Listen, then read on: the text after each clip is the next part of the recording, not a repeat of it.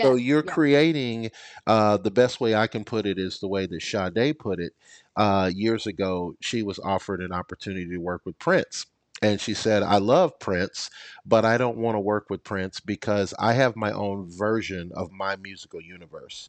And if I bring Ah, yes, yes. Prince into my universe, then it's not going to be Sade anymore. It's going to be Prince, Sade kind of hybrid thing. And that's not what I'm trying to do. And she stayed consistent to that throughout her entire career. You've never heard of her doing any other type of collaborative thing that would break the illusion of the Sade universe. Yes, yes, yes. Now What a beautiful thing. I And see are we you in a speaking about similar fashion. hypothetical people you said earlier, right? Yeah, well, that was a hypothetical person, sure. Oh, okay, gotcha. but Continue. uh, but I see a similar path that you're going on. You are creating a universe surrounding Deja Simone. Oh, Would you agree? absolutely. Yeah.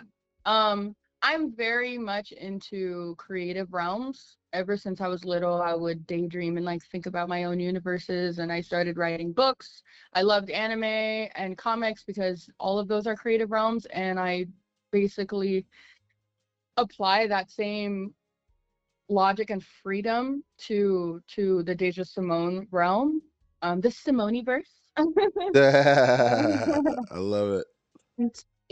I think that it's important because if you're willing to just do anything and everything, then you don't actually have a substance for yourself. Because who are you? Like, I don't participate in content that, or musical shows that's heavily involved with sex and drugs and smoking weed. Like, I don't even like performing in lounges where people are smoking cigarettes and cigars, not just because I'm allergic, but I'm like, what does this have to do with my ambiance? It Mhm. doesn't, you know? Um, and I I I didn't know that about Sade, and I think that's really awesome.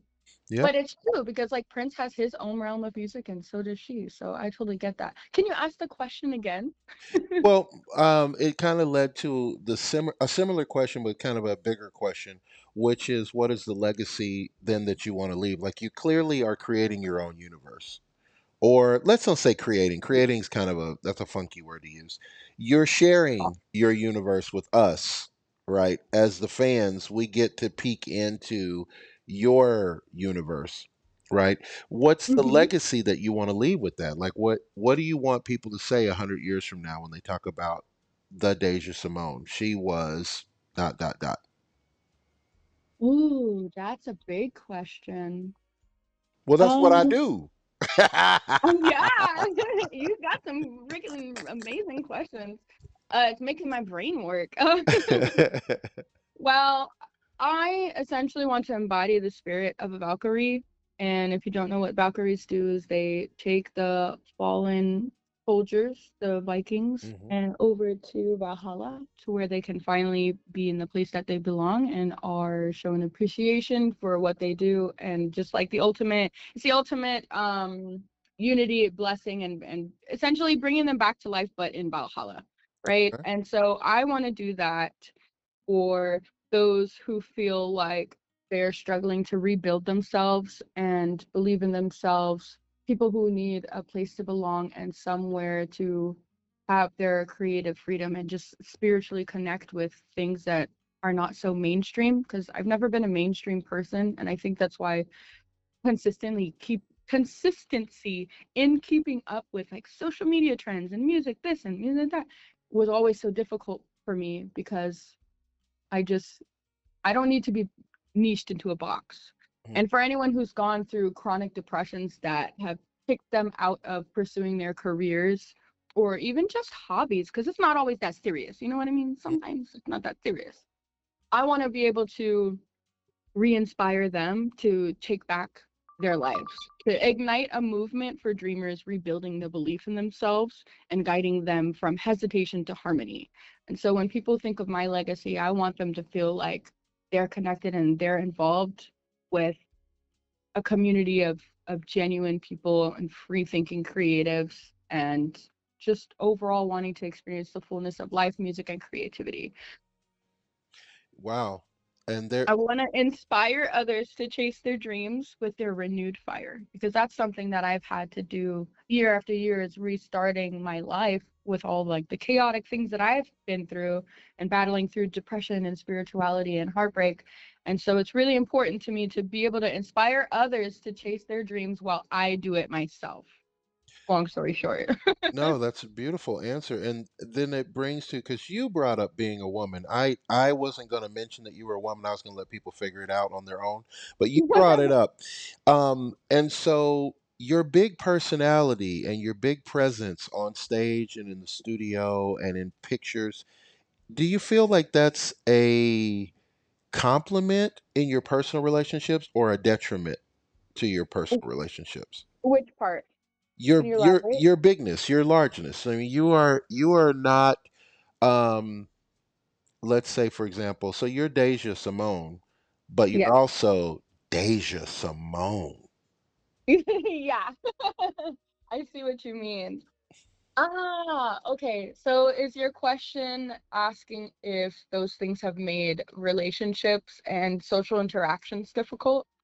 Would you say that it's made it more difficult to be Deja Simone, or more of a compliment? And not just personal, like romantic relationships, but your friends too. Like in show business, we have kind of sycophantic friends. Like a good friend of mine said one time, he said, if you go to an open mic night, you'll notice that nobody ever boos.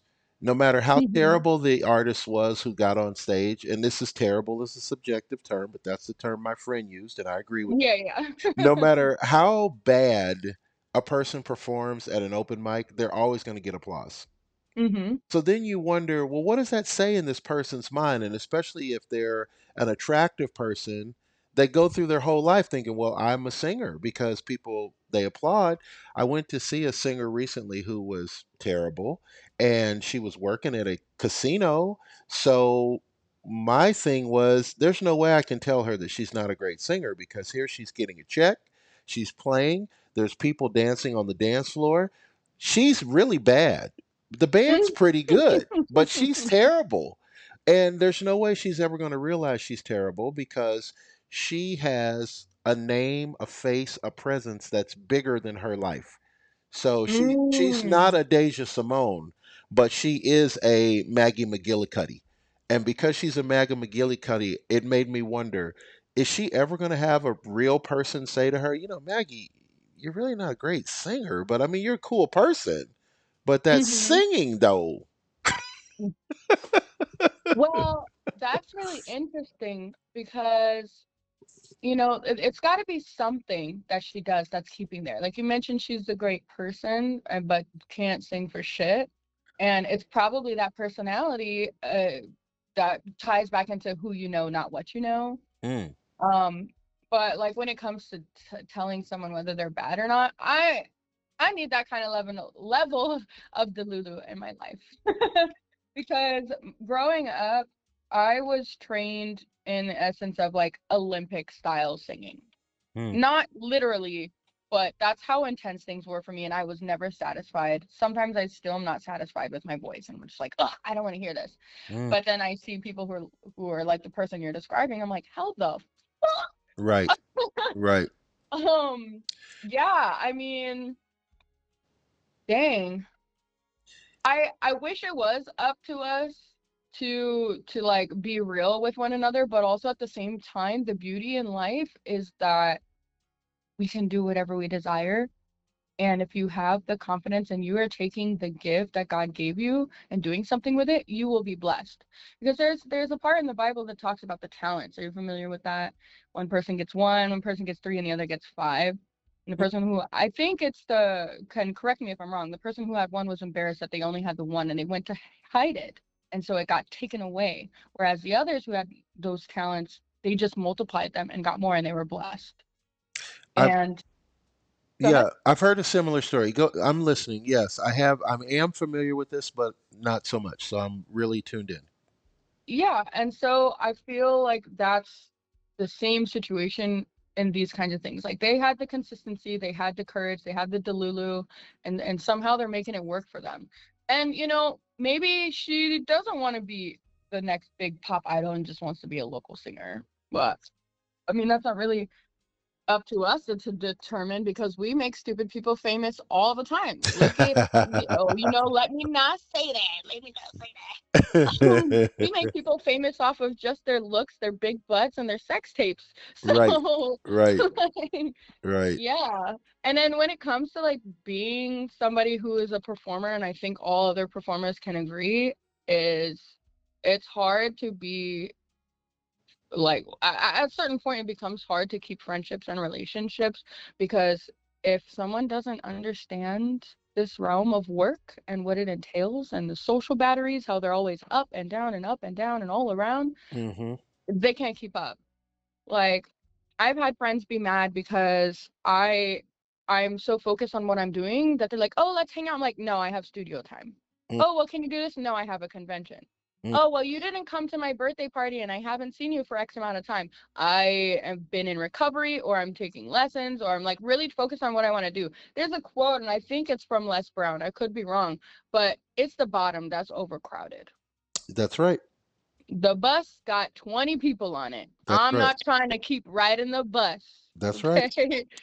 I'm Amens to trying to that. get my Porsche Lotus a siege. Amens to And that. that's a two-seater. So and I'm blessed to be able to have the friends, the closest friends that I do that understand this and are supportive and don't take things personally. But then I also have friends that are not on the closeness spectrum that they just really don't understand it. Or sometimes people and especially in dating, they just want to date you for clout. Even if you're not like a big name this and a big name that. Like, I don't have thousands and thousands of followers. What clout do I have to offer you? But because my life is interesting Hmm. and more than yours, suddenly that feels like something that you're gonna get too. Like, people are more interested in dating the idea of you and what you are and what you bring than they are you. And that has always been a frustrating aspect for me even before I took my music seriously. Like, I was in choir and like people just wanted to assume all of these things about me and not actually get to know me for who I was simply because, oh, she sings so good, she probably thinks she's the shit, this and that.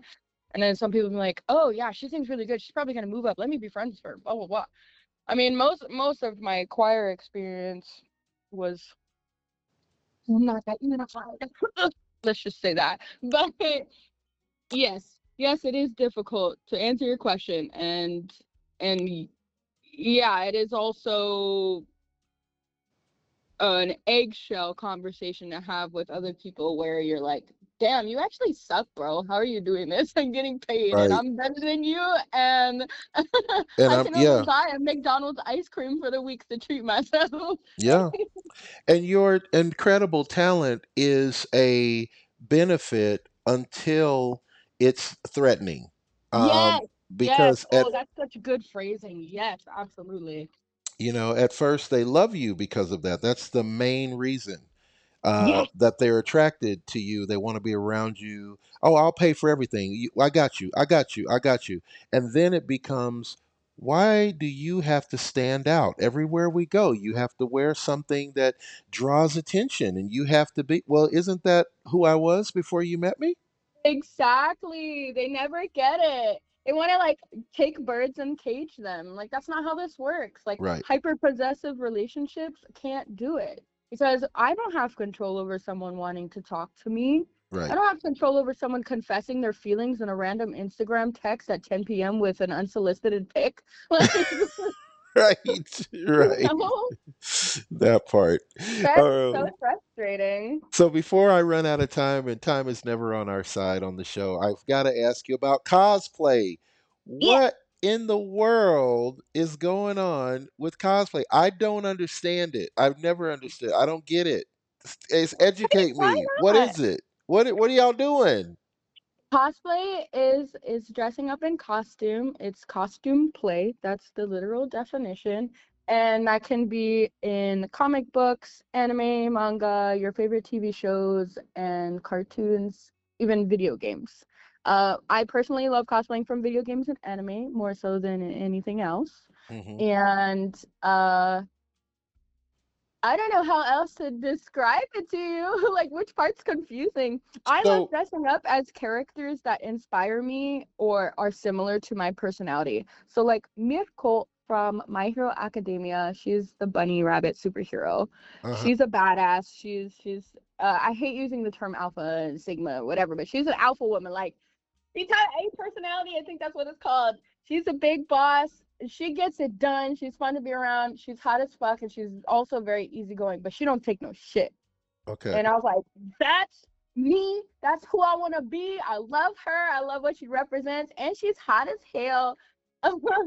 And so, like, I like to cosplay characters that give me that emotional hype, and I love bringing characters to life for kids too, because like when you're young, you don't know the difference between, well, maybe you do, but you don't feel the difference between fiction and real life. Hmm. And like that's why we get so obsessed with superheroes. When we make our lives about them, we get them tattooed on our backs.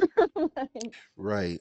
and so like to bring these same characters that inspire me or that I think are like just so adorable and fun, and watch someone else come up to me and be like, "Oh my gosh, it's Miracle in real life. Oh my gosh." And they want to hug you and say hi. I just think it's the sweetest thing because that's what I loved when I was younger. And I'm like, "Oh my gosh, that girl's cosplayed as Tokyo Mew Mew. I grew up with that in my childhood. It helped me overcome my depression and made me feel good about myself and not hate myself and all of those things." Mhm. So, but also people do cosplay for other reasons. Like they just really like the characters. Sometimes it's a fetish thing. Let's be honest, people do that for fetish, and and just to like socialize because it's a great way to meet other outgoing weird people. Like I look cute and I look all normal, but I'm a big weirdo. I'm a big nerd. I'm very goofy and silly, and I feel like I can be free when I cosplay because I can be whoever I want to be. That is what's up. And were you always like were you that kid who was wearing the Spider-Man outfit to school and people were like, "What in the world? This ain't Spider-Man Day. What are you doing?" I my parents, we did not have money to buy like costumes and stuff back then, but I have been cosplaying since middle school and like trying to make things myself or with friends. If not in cosplay, I would always be wearing my cat ears around school, and that's probably one reason I got bullied. Or like, like painting some characters symbols and tattoos on my face and my arms. Yeah, I was definitely a big weirdo, or as people like to call a weeb.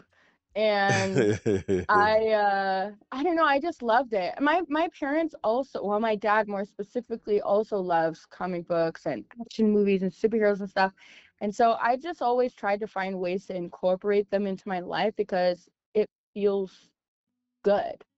And not in just like the sense of I enjoy this, but it actually like psychologically does something for me. Mhm.